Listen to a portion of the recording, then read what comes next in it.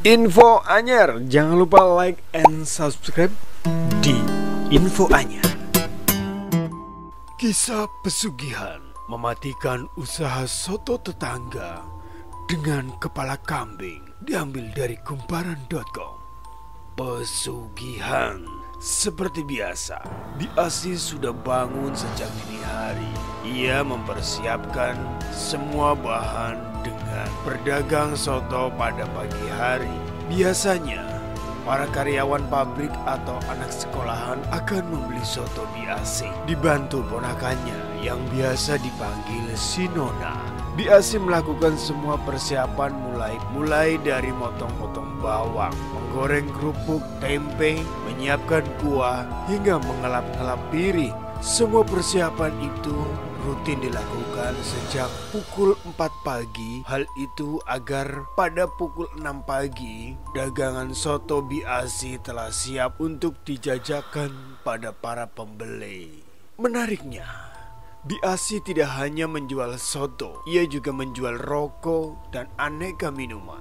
Dua jenis dagangan itulah lumayan menarik perhatian pembeli. Warung soto Biasi tidak luar biasa. Ukurannya 3 meter persegi saja.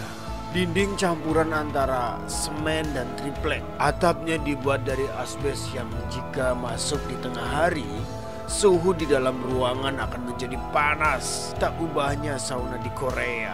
Meski demikian sederhana, warungnya selalu laris sebelum jam menunjukkan pukul 10. Jika sudah habis, Biasi akan menutup warungnya dan membersihkan semua bersama si Nona. Karena dagangannya itulah, Biasi berhasil menyekolahkan kedua anak lelakinya yang masih duduk di bangku sekolah dasar. Kedua anaknya hanya terpaut 1 tahun, si Doni kelas 4 SD dan adiknya si Deden kelas 3 SD. Sejak suaminya meninggal tahun lalu, Biasi harus berjuang sendirian. Untung saja ada si Nona yang baru lulus SMA. Lumayan bisa bantu-bantu hingga ia menemukan pekerjaan atau mungkin saja melanjutkan kuliah kalau ada rezeki. Biasanya Biasi bekerja bersama suaminya berdagang soto. Kalau malam tiba, warungnya akan berubah menjadi warung nasi goreng. Keduanya sama-sama laris dan jadi primadona tersendiri. Sang suami, Kardi, memang pandai memasak. Maka tak ayal jika masakannya berhasil masuk dan dicintai lidah para pembeli. Sayang, sebelum meninggal, sang suami belum sempat mengajarkan cara memasak nasi goreng dengan cita rasa memilikinya kepada Biasi. Satu-satunya warisan yang diberikan Kardi pada Biasi hanyalah resep soto. Sempat sebelum Biasi mencoba melanjutkan warung malamnya, nama rasa tetaplah rasa. Biasi belum menguasai betul teknik memasak suaminya. Alhasil kini ia hanya mengandalkan warung paginya untuk berjualan soto saja. Jika malam, karena tak ada lagi nasi goreng, Biasi memanfaatkan untuk beristirahat atau sekedar me time dengan kedua putranya. Selama setahun berjalan, sepeninggalan Kardi, tak ada perubahan. Namun pada suatu pagi, tak ada satu warung soto Biasi. Warungnya sepi, bahkan hingga zuhur pun tiba. Hari itu, Biasi terpaksa menutup warungnya. Meski dagangannya masih banyak, ia tetap ingin menjaga kualitas dagangannya. Biasi tidak mau menjual makanannya anyep dan dingin kepada pembeli. Akhirnya ia tutup. Awalnya Biasi tidak merasa aneh. Namanya juga bisnis, kadang naik, kadang turun. Begitu pikir Biasi. Esok harinya, ia dan si Nona kembali melakukan persiapan seperti biasa. Usai sholat subuh, semua bahan dijajankan. Warung dibuka dan mereka siap menunggu pembeli datang. Kejadian kemarin pun terulang. Tidak ada satupun orang yang datang ke warungnya. Kali ini Biasi tetap membuka warung hingga maghrib menjelang. Benar-benar tidak ada satupun orang yang mampir ke warung soto Biasi. Lagi-lagi Biasi menutup warungnya tanpa satupun pembeli datang. Kejadian itu terus berulang hingga seminggu lamanya. Biasi yang sudah mulai tercekik karena keuangannya mulai menipis, akhirnya gelisah. Ia bertanya kepada si Nona, apa sebenarnya terjadi? Si Nona jelas tidak tahu apapun. Namun si Nona punya firasat kalau ada orang yang mengguna-guna warung Biasi. Karena kepepet, Biasi mempercayai si Nona. Baru-baru ia menemui orang pintar untuk menanyakan kebenarannya.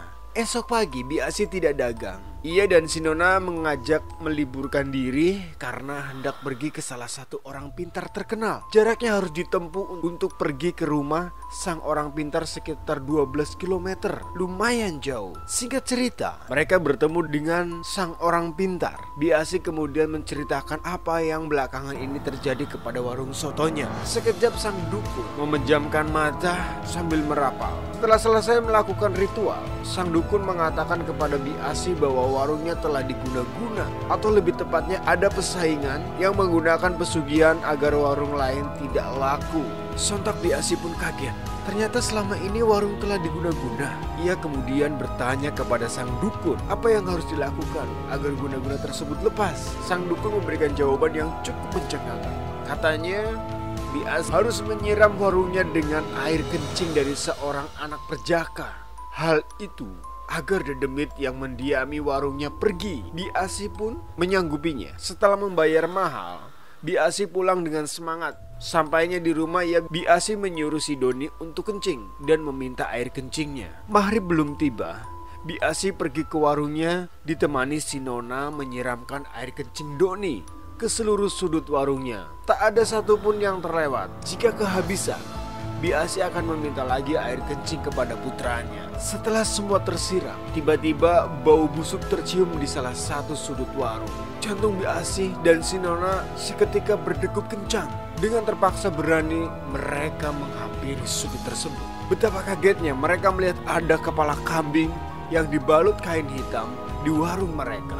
Darah kering tampak di sekitar sudut warung. Kepala kambing itu jelas telah disiapkan sejak lama. Meski takut, Biasi dan si Nona tetap membersihkan darah kering yang tercecer di lantai warung. Kepala kambing yang dibalut kain itu pun mereka buang ke sungai. Hari itu cukup mencekam. Mereka istirahat dengan sisa rasa takut usai melihat kejadian di warung beberapa waktu lalu. Pagi menjelang, Biasi dan si Nona sudah ada di warung, siap menjajakan dagangan. Satu persatu pembeli datang dan membeli soto seperti hari biasanya. Biasi sangat senang karena warungnya telah kembali seperti semula. Para karyawan pabrik dan anak-anak sekolah pun berdatangan menghabiskan soto Biasi. Di tengah-tengah sukacita yang sedang dirasakan Biasi, tiba-tiba salah seorang pelanggan bertanya, "Kemana aja Bi? Ke warungnya tutup terus sih sebulan ini."